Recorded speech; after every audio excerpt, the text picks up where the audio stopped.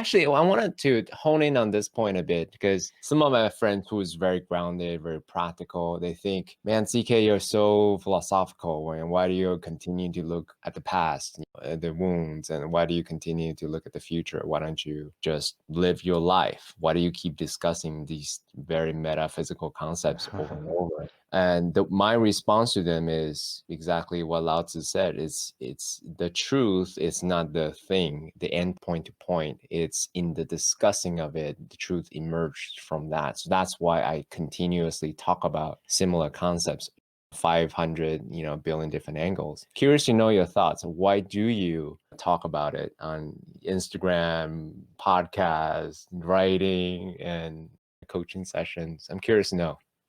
Let me get the words, or let them come to me rather.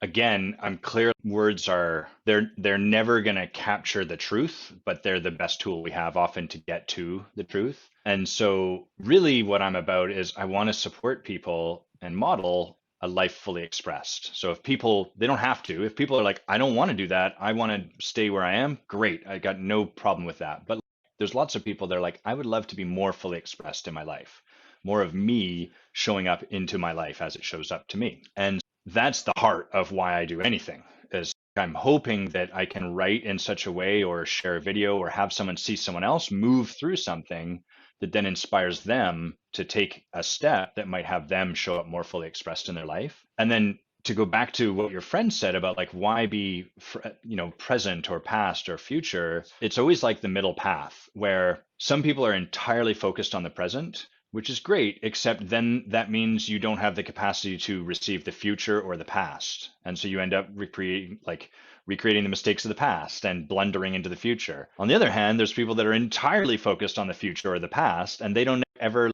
get to live in the moment. And where I'm often fascinated with people is less about what is the right place for us to turn our attention and more what are the limits of someone's range. And if we can broaden their range, so like for the people that are like, just live in the moment, yeah, but what if you could live in the moment and see the future and the past? That's going to open up so much more available to them, both as life expands and just in their own experience of it. So that's the thing that's most fascinating to me is broadening range. Some things people can action on here, actually, which would be like to notice where our resistance is, because that's the compass. So if someone was listening and they're like, looking at the past is a waste of time, great, there's some resistance.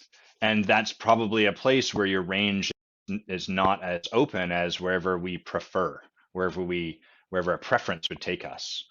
So again, I'll take this back to where we started, which was early on, part of my range was answering tests and doing things the right way and being very efficient. And if you were to say, Adam, this conversation with this subordinate or this direct report you're working with, you really need to feel into what's going on for them. You got to get in touch with the human being there. I'd be like, that's inefficient. We've got something that needs to be done yesterday.